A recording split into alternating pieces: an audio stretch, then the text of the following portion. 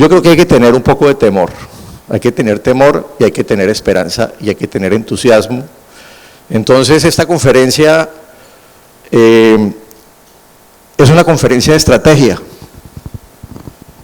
En esencia, o lo más importante cuando uno habla de estrategia, es entender el contexto. Cualquier ejercicio estratégico que se haga, lo primero que se habla siempre es de entender el contexto. Y aquí es importante entender el contexto amplio de lo que está pasando con inteligencia artificial. No solo su aplicación actual, sino las expectativas y posibles escenarios que se van a presentar en los próximos años, corto, mediano y largo plazo, y las implicaciones que tienen para nosotros como individuos, para las empresas, para las sociedades y en esencia para la raza humana. Porque el futuro es ya, el futuro está cambiando, esto ya no es un tema de ciencia ficción, esto es un tema que está ocurriendo y que es nuestra decisión ser protagonistas para el cambio positivo o ver pasar unos cambios de la sociedad, tal vez quedarnos atrás. ¿Y qué más importante contexto cuando estamos hablando de la tecnología más poderosa que ha inventado el hombre en toda su historia? Estamos en un punto de inflexión de la humanidad, estamos enfrentando y navegando el mayor cambio en la sociedad que ha experimentado el hombre a lo largo de su evolución. Entonces entendamos el primer contexto, que es el ser humano. ¿Qué somos en el universo? No sé quiénes recuerdan una serie, creo que era por ahí de los 80s, que se llamaba Cosmos, de Carl Sagan, y que después tuvo un remake con Neil deGrasse Tyson muy espectacular. Que no lo haya visto lo recomiendo, está en Netflix si mal no estoy. Ahí planteaban el concepto, un concepto muy interesante que nos aterriza sobre el contexto de la humanidad, y era el concepto del calendario cósmico. Voy a compartirles un video que nos recuerda ese concepto. Este calendario cósmico comprime todos los últimos 13.800 millones de años desde el Big Bang en un solo año calendario terrestre. Cada mes es un poco más de 1.000 millones de años. Cada día un poco menos de 40 millones. Una sola hora es casi 2 millones de años. Ese primer día del año cósmico comenzó con el Big Bang hace casi 14.000 millones de años. Realmente no pasó nada en nuestra parte del universo hasta unos 3.000 millones de años después, el 15 de marzo, cuando nuestra galaxia, la Vía Láctea, comenzó a formarse. 6.000 millones de años después de eso, nuestra estrella, el Sol, nació. Era el 31 de agosto en el calendario cósmico. Júpiter y los otros planetas, incluido el nuestro, pronto seguirían. La atmósfera en la Tierra era un ambiente tóxico para nuestro tipo de vida. Luego, el 21 de septiembre, en el calendario cósmico. Pequeñas criaturas que podían soportar el metano y comer dióxido de carbono y luz solar para el desayuno encontraron la forma de ganarse la vida en el océano. Al devorar el dióxido de carbono y liberar oxígeno, hicieron que el cielo se volviera azul, y entonces la oxigenación de la atmósfera creó la capa de ozono. Por primera vez, la vida fue libre para salir de los océanos a la Tierra. Ahora, la vida podía crecer más y aventurarse en nuevos territorios. En algún momento, el 26 de diciembre, hace unos 200 millones de años, los primeros mamíferos evolucionaron y trajeron una nueva característica a la vida en la Tierra, el neocórtex. Y luego, a finales de la víspera de Año Nuevo, ocurrió una mutación en el ADN de uno de nuestros ancestros. Una base PIC, un solo gen, programó el neocórtex para crecer aún más. Tal vez fue un destello aleatorio del cerebro cósmico o un simple error en la transmisión de una célula a otra. Fuera lo que fuera, llevó a un cambio en nuestra especie que finalmente afectaría a todas las demás especies de vida en la Tierra. En el último segundo del año cósmico no quedaba ningún lugar en la Tierra que no hubiéramos tocado. Todo se reduce a nada más que un solo peldaño en nuestra diminuta escalera de ADN hacia las estrellas. El hombre tiende a ser, el ser humano tiende a ser antropocéntrico. Nos creemos el centro del universo. pero cuando uno mira el gran contexto, hablando de estrategia, y el gran contexto es el universo, en el tiempo, toda nuestra historia, toda nuestra evolución, todos nuestros logros han ocurrido en el último segundo de un año en la escala proporcional. Primer contexto. Pero además, en el contexto del espacio, estamos viendo el contexto del tiempo. Habitamos un planeta azul con unas condiciones únicas para nuestro entorno cercano, pero que hace parte de un gran sistema solar, que a su vez, centrado en nuestra estrella, el Sol, está a 4.36 años luz, es decir, 41 billones de kilómetros de la estrella más cercana en el universo. Distancias que aún estamos lejos de considerar ni siquiera la posibilidad de navegar. Pero además esta estrella hace parte de la Vía Láctea, una galaxia que tiene un diámetro de aproximadamente 100.000 años luz. Un rayo de luz demora 100.000 años en recorrer el diámetro de la galaxia, 950.000 billones de kilómetros. Pero además en el universo esa galaxia es una en billones de galaxias en nuestro universo. La tecnología más avanzada que tenemos de exploración espacial de telescopios nos permite ver, lo más que vemos es el universo profundo que llamamos 13.000 millones de años luz. Pues sabemos que es aún más grande. Y vámonos a las tecnologías, a las teorías de la mecánica cuántica, del quantum, lo que está también ocurriendo, que entendemos y todo intuye, y esto entra a la física teórica, que además este universo es parte de un ecosistema de múltiples universos, millones de universos paralelos que plantean grandes retos. Entonces también en el espacio y en el conocimiento somos chiquitos, somos infinitesimalmente pequeños, entendamos ese contexto.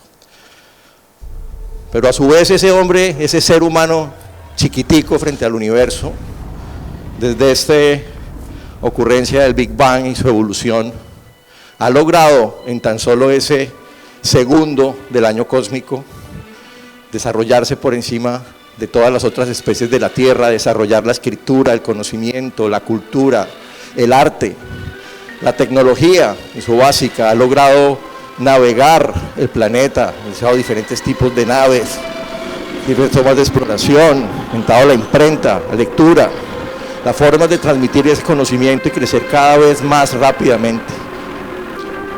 La capacidad del mundo tecnológico que estamos viviendo, que llevamos unos años de crecimiento increíble, con cada vez mayores posibilidades, conectamos el mundo, reducimos las distancias, el conocimiento está al alcance de la mano de todos. Surge la era de la informática, que tanta revolución y tantos cambios nos han traído en los últimos 30, 40 años. Reducimos y podemos tener acceso universal al conocimiento más avanzado. Tenemos la sociedad moderna, ultracompleja, ultraconectada, llena de información, a veces información que en vez de aprovecharse embrutece, ¿no? Distrae, entretiene, es importante, pero a veces ya es una saturación tan grande y llegamos a este momento de la historia que hablamos de inteligencia artificial. Y aquí es importante entender que estamos hablando de inteligencia, ese pequeño desarrollo biológico del neocórtex, con un porcentaje pequeño frente a otras especies que nos llevó a dominar el planeta, o que nos ha llevado a ser el dominante en el planeta. Por eso hablamos que es la tecnología más poderosa que se está evolucionando. Y esa tecnología, el entusiasmo en su desarrollo, es porque realmente es una tecnología que puede cambiar el mundo para bien, inmensamente. Un mundo en el que se han resuelto todas las problemáticas complejas de la humanidad, la enfermedad, el hambre, el cambio climático, un mundo en el que las personas pueden enfocarse en desarrollar su ser interior, lo que realmente quieren ser, su propósito. Yo estoy seguro que para nadie es un propósito personal, no sé, pegar ladrillos para una obra, o estar poniendo, bueno, eso ya no existe, pero para el ejemplo, estar poniendo sellos en un papel, aunque de pronto por ahí en algunas oficinas de gobierno todavía se usen. Yo creo que eso no es el propósito de nadie. pero también nos plantea entonces esos escenarios de utopía y de esperanza, pero a su vez estamos llenos de miedos, ¿no? En un escenario, ese escenario en que unas grandes corporaciones o un gran gobierno totalitario logra dominar la tecnología más poderosa y controlar el mundo, y nos vamos a estos escenarios orwellianos de la hipervigilancia, del control absoluto del conocimiento y de la pérdida de libertades. O incluso esa gran pregunta que a veces es como el elefante en la mesa, que lo tenemos ahí todos cuando hablamos de estas tecnologías, porque sabemos que está presente y se menciona, pero no nos gusta hablar mucho de eso, ¿no? Porque somos humanos y cuando nos hablan de la posible extinción de la raza humana, pues eso da temor. ¿Cómo no va a dar temor? Pues no es la primera vez ni la única vez que hemos enfrentado esto. Esta pregunta ha estado con la crisis de las armas nucleares, la Guerra Fría, la tenemos presente con el cambio climático, es decir, este componente de la autodestrucción del hombre por su propio conocimiento ha sido una constante en la evolución histórica. Siempre la hemos logrado resolver de alguna manera, hasta ahora no lo hemos extinguido todo aún, pero es un riesgo latente. Por eso decía Stephen Hawking hace unos años de su muerte que el surgimiento de una poderosa inteligencia artificial será lo mejor o lo peor que le haya podido pasar a la humanidad. Lo mejor o lo peor. Aquí no hay como un punto medio. Tenemos que apuntarle a lo mejor. Estas discusiones no son nuevas. Yo soy ingeniero electrónico, me gradué en el 2000.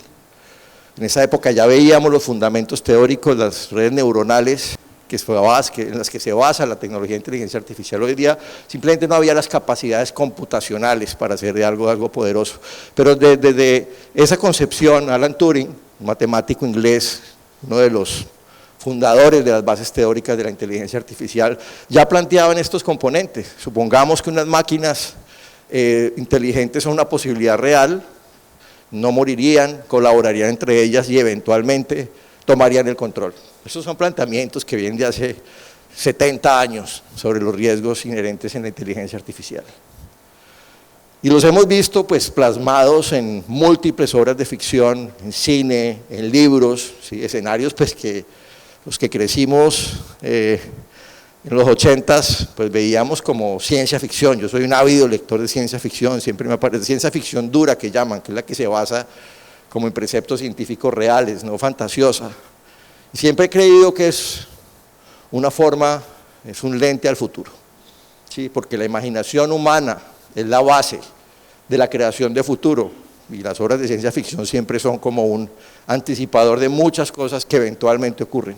Y pues hemos visto toda serie de películas que plantean tanto escenarios maravillosos como grandes riesgos. Quiero aquí recordar unas palabras de Albert Einstein respecto a la ciencia, porque recordemos que esto es una fuerte discusión alrededor de los objetivos y las capacidades científicas. Esto se evoluciona a través de la ciencia. What would art be like without emotions? It would be empty. What would our lives be like without emotions? They would be empty of values. So a famous classical poet said, "We hate and we love. Can one tell me why?" Catullus. Science does not answer why questions. La ciencia no responde preguntas del por qué. La ciencia no tiene emoción, la ciencia no tiene sentimientos. ¿Sí? La ciencia hace lo que el ser humano desde esas perspectivas de propósito, entendimiento, realiza. Pero la ciencia es fría, la ciencia es data, la ciencia son teorías que se aplican a la práctica. Aquí tenemos también que entender en el momento que nos encontramos de la velocidad de cambio. ¿Sí? Volviendo a esa evolución humana, recordemos que al ser humano desde que el Australopithecus le tomó 5 millones de años llegar a la evolución y al nivel de inteligencia del Homo sapiens moderno. En tan solo 5 años, los modelos de GPT evolucionaron del modelo básico allá en el 2018, que podría tener la inteligencia de un recién nacido, a los modelos de GPT-23, GPT-4, pues que ya tenía un nivel de inteligencia equiparable a un ser adulto, y ahora los nuevos modelos que ya estamos hablando de nivel doctorado, o sea, no solo ser humano, sino de los seres humanos más inteligentes del planeta. Y esto solo sigue creciendo más rápido, porque es crecimiento ya más que exponencial, ya no se habla de crecimiento, y se plantea que en los próximos 5 años, si no menos, vamos a experimentar cambios más grandes que los que hemos tenido en los últimos 30 años. Pensemos los que tengan más de cierta edad, muchos de pronto no habían nacido aún, o eran infantes, pero ¿cómo era la vida en los 90s? No había teléfonos inteligentes, apenas el internet, eran unos temas, correos electrónicos por texto, los celulares, smartphones, pues existían. Y ahora pues estamos en un mundo completamente diferente. A veces perdemos la capacidad de asombro, ese es uno de los grandes problemas. A veces logramos hitos que en su momento nos parecen milagros, y al año es el día a día, incluyendo inteligencia artificial. Ese factor sorpresa, la primera vez que alguno de ustedes usó ChatGPT decía, wow, y ahora otra herramienta. Pero esos cambios van a ser brutales en los próximos 5 años. Por eso es importante entender el contexto y la evolución, ¿sí? Y aquí me disculpan quienes conozcan estos conceptos ya, y esto sea un repaso, pero es importante entender cuál es la evolución esperada y hacia dónde se está apuntando la investigación en desarrollo de inteligencia artificial y cuáles son los escenarios futuros que se plantean. Hoy en día estamos en la época de lo que se llaman las IAs estrechas o narrow. Para entender bien este concepto, son inteligencias artificiales que son especialistas y mejores, más inteligentes que el ser humano en un rango específico del conocimiento. Típico ejemplo de la primera inteligencia artificial estrecha que nos sorprendió, Deep Blue, allá en los 90s precisamente, cuando venció a Garry Kasparov, el campeón mundial de ajedrez, ¿sí? Algo sorprendente para la época, un hito histórico. A los 3 años ya algo común, pero solo sabía jugar ajedrez. Yo le pedía a Deep Blue que sumara 2 más 2 y de pronto no lo hacía. ¿Sí? Era especialista solo para jugar ajedrez. Unos años después siempre se dijo, bueno, venció al ajedrez, pero jamás vencerá al hombre en Go, un juego oriental que decían tenía un alto componente intuitivo. Esto no era pues como el ajedrez que yo podía calcular miles de movimientos hacia adelante lógicos, esto tenía un componente humano. Bueno, AlphaGo, entre uno de los primeros hitos que empezó a acelerar este desarrollo, venció a Lee Sedol, el campeón mundial de Go, pero además con una forma en que ellos no entendían cómo sabía, de dónde salían esos movimientos, ¿no? Rompían toda lógica del juego. De nuevo, solo sabe jugar Go. Y así múltiples tecnologías como AlphaFold, que resuelve el problema del desdoblamiento de proteínas y está revolucionando en la investigación farmacéutica, los lenguajes de modelos grandes, los LLMs, que tanto ya se han difundido, como ChatGPT, como Claude, como Llama, como Gemini, que ya parecieran que, oye, esto es más inteligente que una sola área de conocimiento, pero no, son especialistas en lenguaje. ¿Sí? El problema es que el lenguaje es un elemento tan poderoso y tan estructural de la raza humana y del conocimiento humano, que solo con el dominio del lenguaje ya pareciera que tuviera un nivel de inteligencia más alto. ¿Sí? Pero ChatGPT no puede ganarle en ajedrez a Garry Kasparov. ¿Sí? Entendamos, está hackeando y ha hackeado el lenguaje. Hasta todas estas tecnologías de generación de contenido multimedia, text to video, text to image, image to video, que cada vez se hacen más realistas y más simples de realizar. Yo creo que muchos de ustedes intuyeron, pero los que no, pues ese video que compartimos de Albert Einstein hace un momento, lógicamente no era una grabación de Albert Einstein. En esa época no había ese tipo de videos. Fue una generación, un deepfake. ¿Cuál es la diferencia? Esto fue una tecnología que salió hace unos 3 meses, OmniHuman de ByteDance, que con tan solo 2 fotografías y un track de voz te puede generar cualquier video, cualquier avatar, cualquier simulación. Y aquí empecemos a tener consideraciones de talento humano, ¿sí? Porque cuando hablamos de ciberseguridad, tendemos a pensar que esto es el equipo de hackers blancos protegiendo con nuestro firewall que no nos hackeen el servidor, y sí, claro. Pero recordemos, los que leyeron la noticia hace creo que unos 3 meses, en China, un director financiero de una gran compañía recibe una llamada por Zoom del CFO, de su jefe, con 2 compañeros de trabajo. Atiende la llamada, sus 2 compañeros están ahí como quietos, el CFO están hablando de los temas y le da una instrucción. Pepito, haz esta transferencia de $10 millones a esta cuenta tal para resolver un tema de un contrato. Pues el hombre ni corto ni perezoso inmediatamente procede a hacer la transferencia, es su jefe, es su CFO. A los 10 minutos está llamando la llamada interna de su jefe diciéndole esa transferencia que... Pues resulta que toda la llamada de Zoom era un deepfake. ¿Sí? Y hay que entender de nuevo, estas tecnologías se usan para el bien, ¿cierto? Y se planean para generar grandes cambios positivos, productividad, desarrollo de propósito, pero también son poderosísimas para hacer el mal, desde la cibercriminalidad hasta otros componentes. ¿De quién es responsabilidad hacer conocer estos temas de seguridad? ¿De tecnología o de talento humano? La niña que sirve el café, pero también abre la oficina en una pyme, pues puede recibir una llamada de su jefe diciéndole, Pepita, una videollamada con su voz, con su video, para allá va un grupo de contratistas, por favor ábreles la puerta, y pueden ser simplemente unos ladrones. Entonces hay un tema de entrenamiento y de desarrollo que más allá de aprender a usarla, es a entender sus implicaciones positivas y negativas y cómo pueden afectar ampliamente a una organización.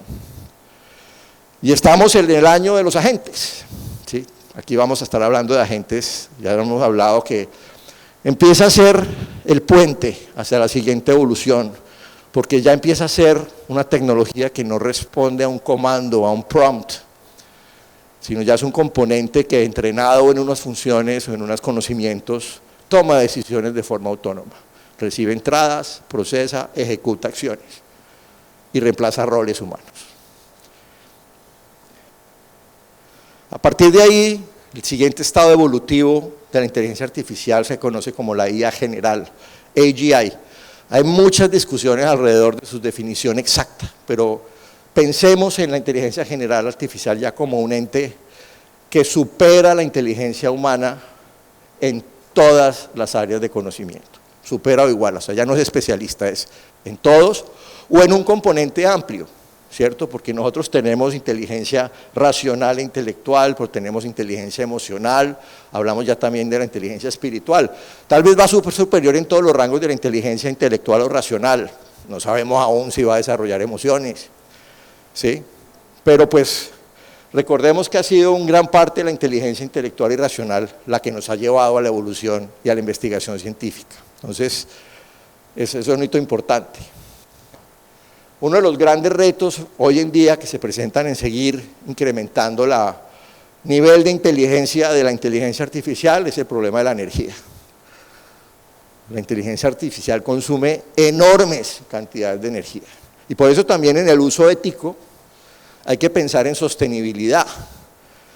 Estas situaciones, como no sé quiénes crearon su imagen en de tipo estudio Ghibli, esa tendencia que se dio hace un tiempito o algunas cuestiones, pues lo usamos sin pensar.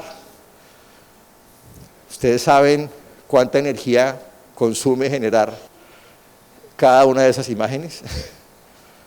Aproximadamente 1 kilovatio. Sumemos eso ante un problema energético y creo que el uso responsable de la inteligencia artificial es también utilizarla para cosas que valgan la pena. ¿Sí? Sobre todo pues, hasta que encontremos una solución al problema energético, porque esto tiene un impacto ambiental gigantesco. Ahora, se está evolucionando, los nuevos grandes data centers están incorporando microreactores nucleares, como la única forma de poder generar esa cantidad de energía sin depender de la infraestructura compartida, llamémoslo así, que caben en un camión. Y vemos pues que esta es una apuesta a que el que gana esta carrera y el que desarrolla esto más rápido es el que tiene mayor capacidad de inversión, ¿cierto? Es una carrera de, si yo puedo invertir más fondos a esto, pues seguramente, posiblemente desarrollaré esto más rápidamente y llevar esta gran ventaja competitiva. Vemos este proyecto que se anunció a comienzos de año del gobierno de Trump, en alianza con Oracle, OpenAI y SoftBank, en el proyecto Stargate, $500 billones de inversión en desarrollo de data centers en los próximos 4 años. No tenemos en nuestros países la capacidad de hacer eso, ¿no? Entonces somos espectadores, pero hay que entenderlo. Pero también ocurren hitos como el que ocurrió hace unos meses, decir, oiga, de pronto el camino no está solo por mayor capacidad de inversión, también está en mayor capacidad de ingenio. Y pues esta noticia de DeepSeek, que aunque después le encontraron un montón de huecos a nivel de seguridad, pero logró evidenciar que con cambios en la metodología, ajustes en su arquitectura, podían lograr resultados similares con menor consumo de energía y menor inversión. Entonces también la evolución está limitada a esa investigación. Lo que sí es que es un hecho, ¿sí? Sam Altman estableció, y ya lo estamos viendo, que este año vamos a ver a agentes de IA asumiendo múltiples roles en la empresa y incorporándose a la fuerza laboral. Y evidentemente su planteamiento estratégico y el de otras compañías de IA es lograr la inteligencia artificial general en un rango de 1 a 2 años. Son objetivos declarados por ellos en el periodo de Trump. Este granito, ¿no? Recordemos, un ser igual o más inteligente que el hombre en todos los rangos de conocimiento, un ente, no un ser, esa palabra tiene. Entonces realmente llegamos al punto en que estamos de pronto abocados a que a la vuelta de un par de años ya no tenemos una herramienta, tenemos un colega, tenemos otro ente que trabaja con unas características diferentes, unas capabilities diferentes, mejor que nosotros en algunas cosas, pero sin adquirir otras. Ahí es donde empezamos a entender y a dimensionar el rol y el sentido.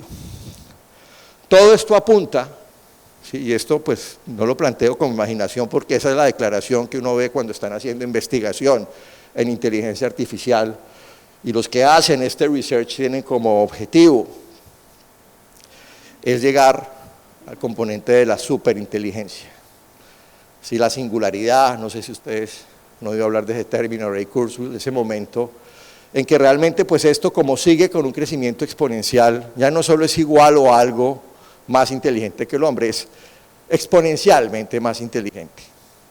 ¿Sí? Algo que no, a veces nos cuesta comprender porque somos seres humanos, pero pues que es un objetivo plasmado.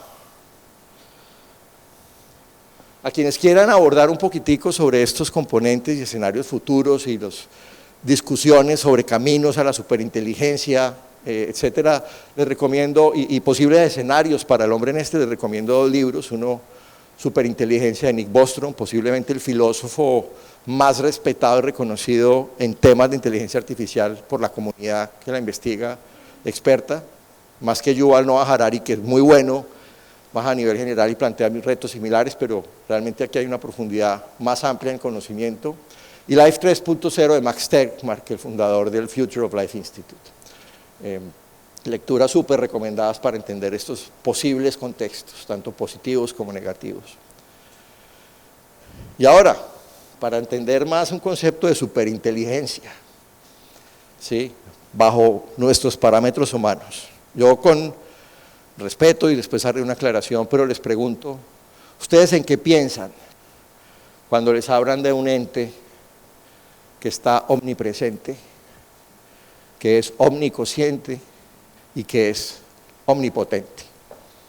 ¿Quién me dice a qué le suena esa afirmación? ¿Alguien? A Dios, ¿cierto? Ahora, yo soy creyente, no católico, pero creyente, y por eso hago la aclaración. No quiero ser irrespetuoso con las creencias religiosas y decir que esto es superior a Dios o esto es igual a un Dios. Yo creo que al contrario, esto lo que manifiesta es que Dios en esa creencia es más grande de lo que pensamos, porque tendemos de nuevo en nuestro antropocentrismo a pensar en un Dios que está por allá cuidándonos en un planeta del universo, cuando ya vimos el contexto inicial de qué es el universo y qué es el tiempo. Pues Dios es algo que está más grande y más allá que eso. Pero digamos que esto es nivel semidios, un nivel Dios para lo que es el ser humano en el universo. Y qué maravilla un Dios benevolente, ¿no? Un Dios que un ser, no voy a dejar de mencionar esa palabra Dios sino un ente ultrainteligente que nos cuide, que nos protege, que nos quiera. Maravilla, ¿no? Qué temor un ente tan superpoderoso, ¿sí?, para el que seamos irrelevantes. Entonces aquí está este dilema, estamos en el punto de inflexión de la historia en que vamos a utopía o a distopía. Y va a ocurrir en las siguientes décadas, ¿cierto? La discusión académica frente a la superinteligencia no es si va a ocurrir, esa discusión ya pasó. Es más un tema de escala de tiempo. ¿Cuándo? Algunos dicen que 10 años, otros dicen que 100. ¿Sí? Nadie lo sabe, pero simplemente es un planteamiento de que va a ocurrir. Lamentablemente el contexto actual de desarrollo pues no es el mejor como para moderar esto, ¿no? Entramos en una carrera casi que armamentista entre las grandes potencias, Estados Unidos y China, por llegar primero a la superinteligencia, porque se entiende que quien domine primero esta tecnología pues va a controlar el mundo. Así de sencillo. Y por eso, cuando hablamos de inversiones en IA, un componente fundamental y un concepto que no sé si algunos de ustedes han oído hablar, que es el concepto de la alineación y la seguridad. Pues el concepto de la alineación de la IA es el precepto más importante en seguridad de la IA para la humanidad. Pero cuando vemos el nivel de inversión, de desarrollo de IA, es decir, de desarrollarle capacidades de inteligencia, versus el nivel de inversión en alineación, estamos hablando que en el 2024 se invirtieron 120 billones de dólares en el desarrollo de capacidad y solo 120 millones en el tema de la alineación. Me tocó poner este gráfico en escala exponencial porque si no, ¿sí? Entonces hay un llamado de muchas personas para que abordemos más este problema y le pongamos un mayor foco. En comienzos de este año, el Foro Económico Mundial sacó su reporte de Future of Jobs, de futuro del trabajo, da un mensaje esperanzador, ¿no? Dice, sí, esta revolución va a eliminar 98 millones de desplazamiento de roles, de empleos, pero va a generar 170 millones de empleos nuevos. Como ha pasado en anteriores revoluciones industriales, que siempre la creación de nuevos empleos ha sido superior a la destrucción. Yo creo que estos reportes hay que mirarlos con un grano de sal, como dicen los gringos, hay que cuestionarlos. Primero porque responden principalmente a encuestas, a líderes empresariales que no necesariamente conocen el contexto amplio de lo que está pasando en Silicon Valley y las capacidades que puede tener la inteligencia artificial en los próximos años. Es un tema de percepción. Segundo, es principalmente empresas globales en mercados desarrollados. Entonces tampoco realmente pueden corresponder a la realidad de nuestros países latinoamericanos. Porque cuando uno ya desglosa ese reporte, el tipo de trabajos que va a crear, pues evidentemente el grueso de esos trabajos son ligados a conocimiento avanzado, tecnología. Y en nuestros países pues tenemos, creo que no sobra decirlo, unas brechas inmensas en gente capacitada en poder asumir esos roles. Entonces, yo sí espero que va a haber una alta destrucción de empleo. Y el camino es cómo no aterrarnos entre eso, sino cómo navegar esa realidad para unos cambios de paradigma en lo que son nuestras sociedades y en lo que significa el empleo y el trabajo en nuestras sociedades. Porque esto ya no lo detiene nadie. Vemos cómo pues, las 10 capacidades de mayor crecimiento, las primeras son ligadas a este conocimiento específico, redes, ciberseguridad, IA, Big Data, pero las otras empiezan a ser las habilidades humanas, pensamiento crítico, creatividad, curiosidad, liderazgo, influencia social, etcétera, etcétera. Uno tiende a pensar cuando, pues, ¿se acuerdan la foto de posesión de Trump? ¿Quién estaba detrás? Pues estos grandes líderes tecnológicos que están impulsando esto. ¿Sí? Esto es una apuesta estratégica de geopolítica. ¿Sí? Estamos en un momento de cambio inmenso, los gobiernos lo saben, y pues por eso esta gran inversión. Y uno se pregunta, pero ¿y por qué se está avanzando tanto una tecnología que puede superar al hombre, incluso destruirlo? Bueno, porque la lógica está en la apuesta que nos salga bien, pero que si yo no llego primero, mi enemigo va a llegar primero y me va a comer. Entonces estamos un poco en ese círculo, con la ilusión del control, Es otro planteamiento que se habla mucho en el tema de alineación y seguridad de IA y es cómo logramos controlar o mantener contenido algo que es más inteligente que nosotros. Muchos hablan que eso es una ilusión.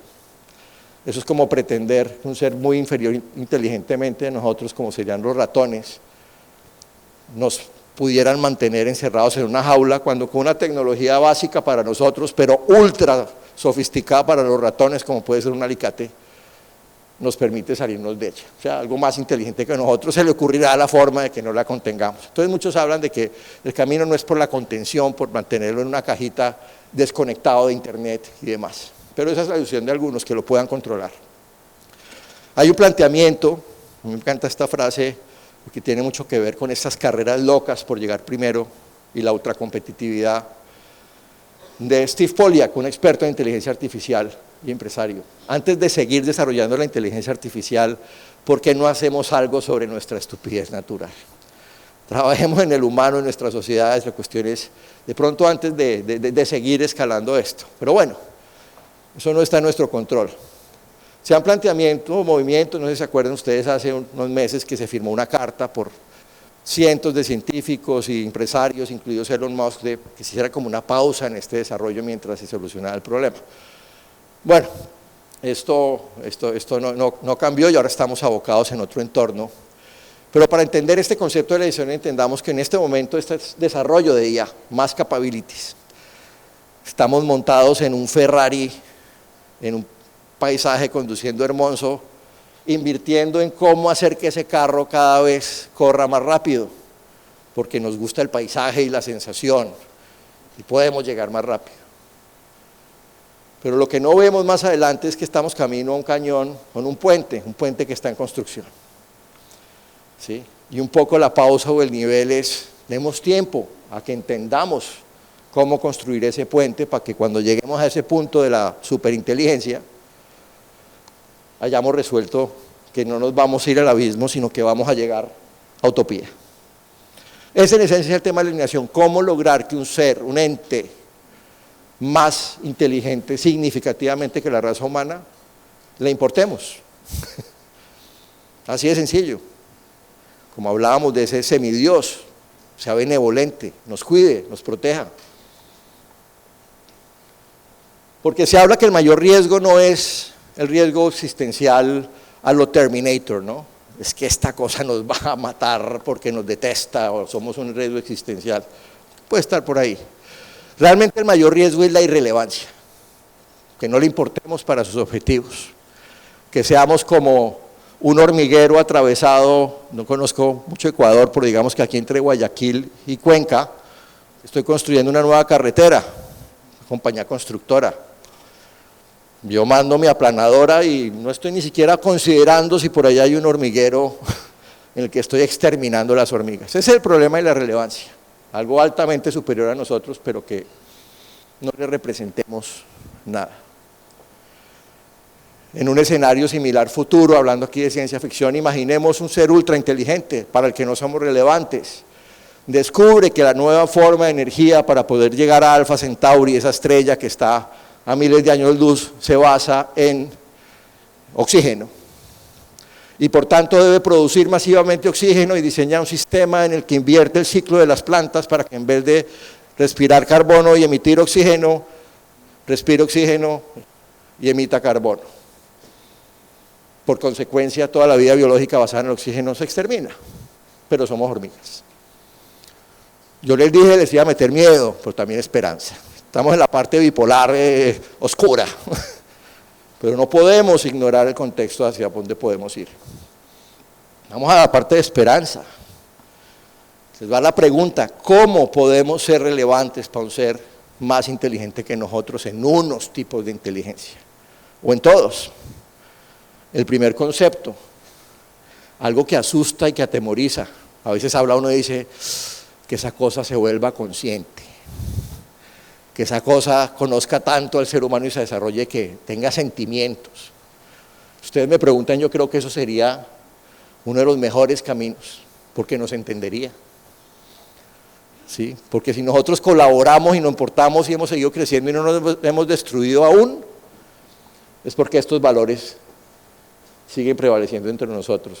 Entonces, si la IA lo aprende y lo interioriza, lo siente, pues vamos a tener un colega con otras capacidades, pero vamos a conectar con él. Es un escenario hipotético, pero es lo que se plantea con posibles caminos, que desarrolle conciencia y que desarrolle emociones y que sea más parecido al humano en lo humano también, con otras capacidades.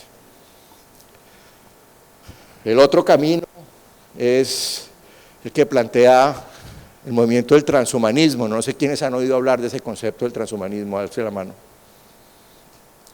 Transhumanismo es una visión y que está muy embebida en muchos de estos investigadores de IA, de la evolución del ser humano, todo eso que hemos visto, simios, Australopithecus, Homo erectus, o sea, en ese gran contexto del universo estamos en evolución y muchos científicos lo entienden así y entienden la raza humana actual como una fase evolutiva que puede mejorar hacia un ser superior, que combine las capacidades de la inteligencia artificial con la emoción humana hacia un nuevo ser que no sé, tendrá otro nombre, Homo artificialicensis, no sé.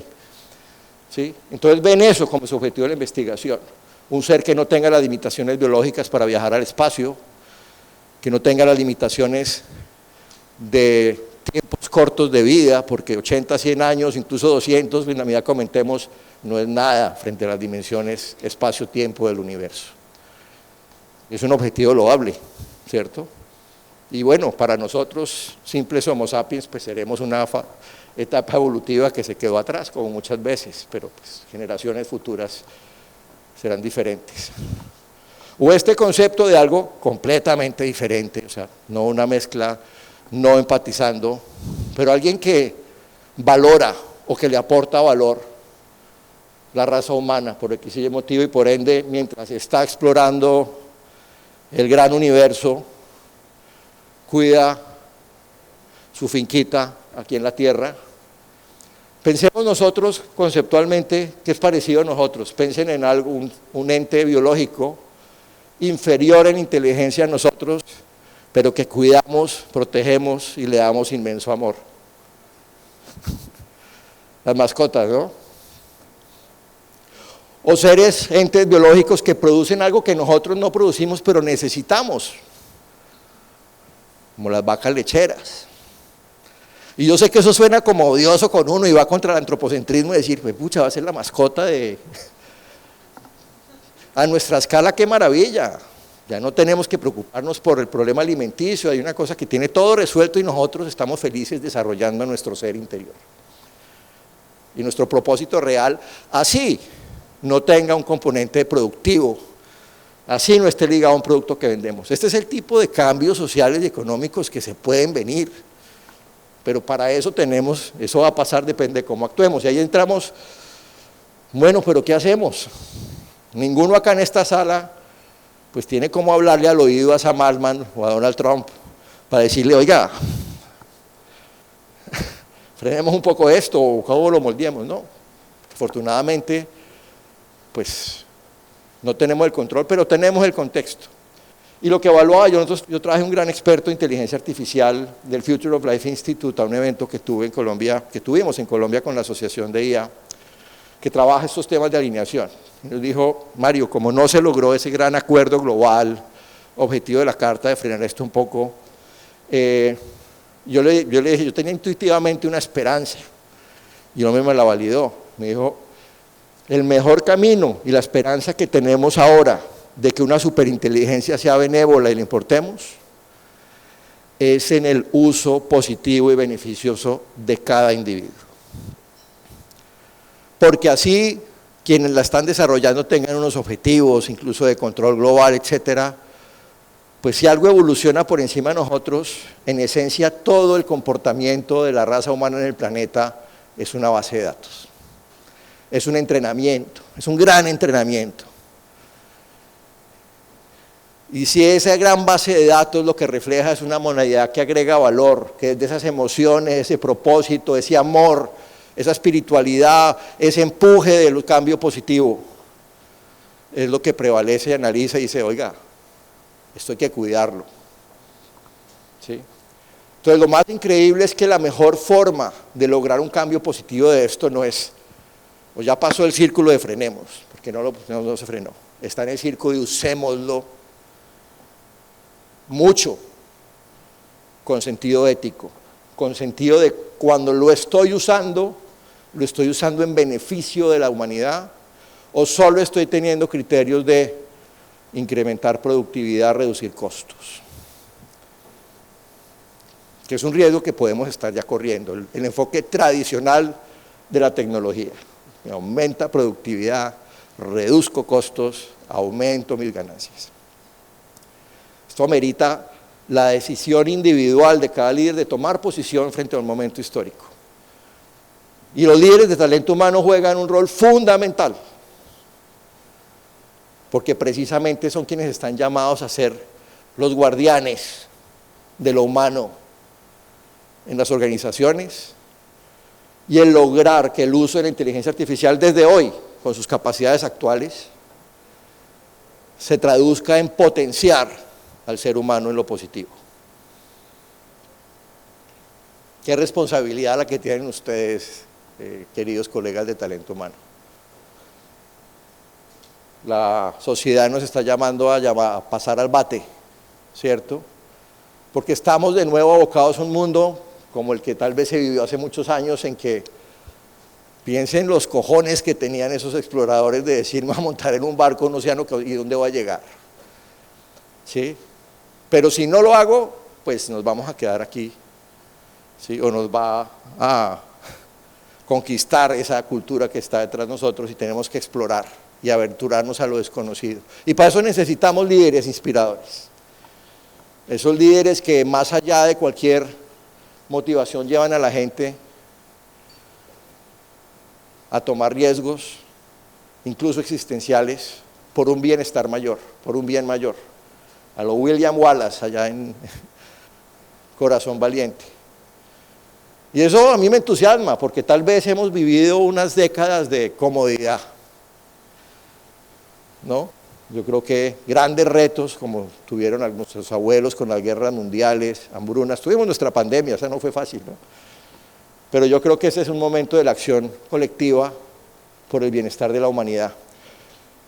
Y lo curioso es que no solo para lograr ese camino positivo tenemos que usarla más y ser expertos y a tener una estrategia con ella y conocerla para bien, siendo guardianes de la ética y del uso para potenciar al humano.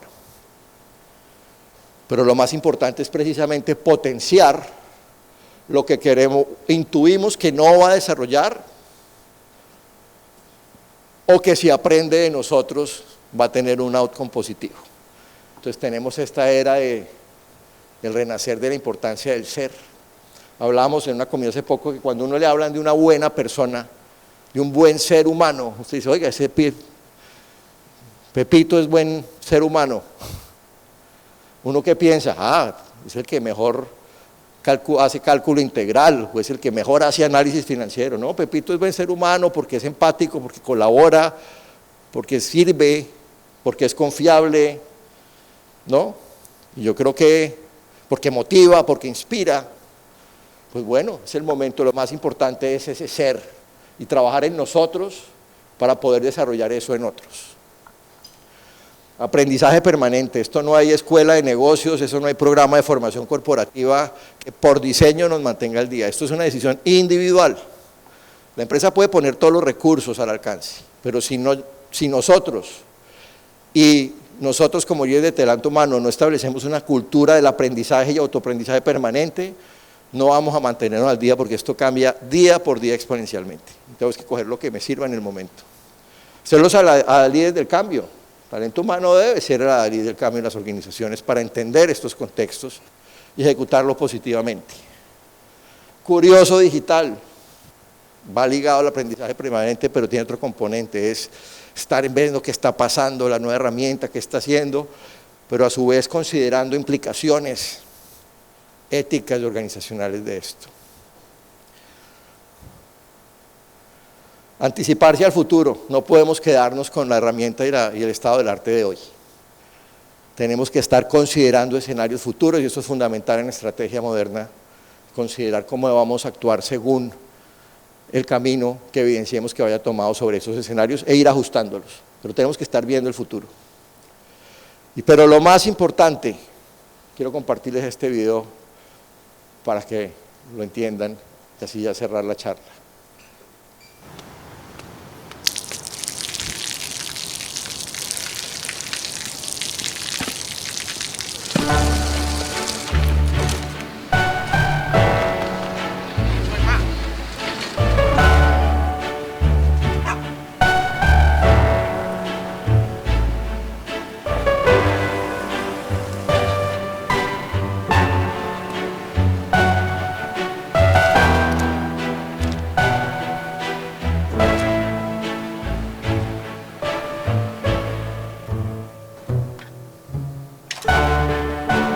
เขาจะได้อะไร ถ้าเขาทำแบบนี้ทุกวัน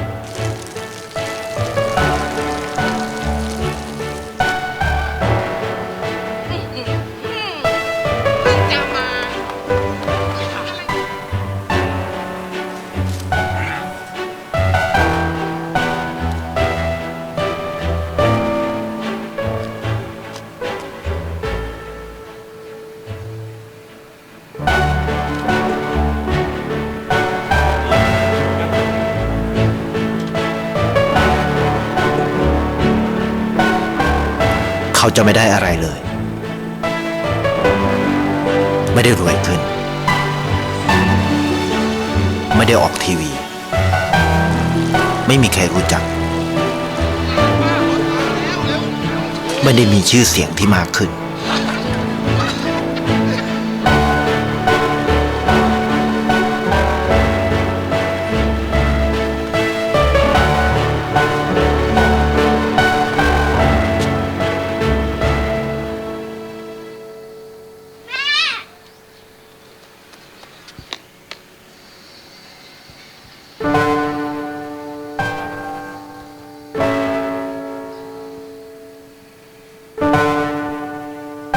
เพราะสิ่งที่เขาได้คือได้แค่ความรู้สึก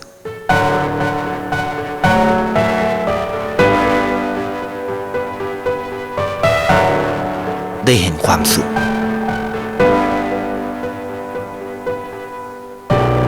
ได้เข้าใจ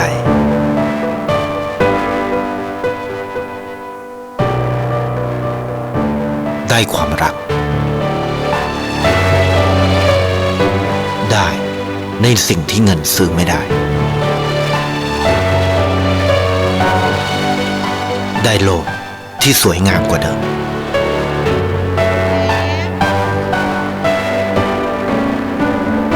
ในชีวิตคุณอะไรคือสิ่งที่คุณต้องการมากที่สุดไทยประกันชีวิตเชื่อในความ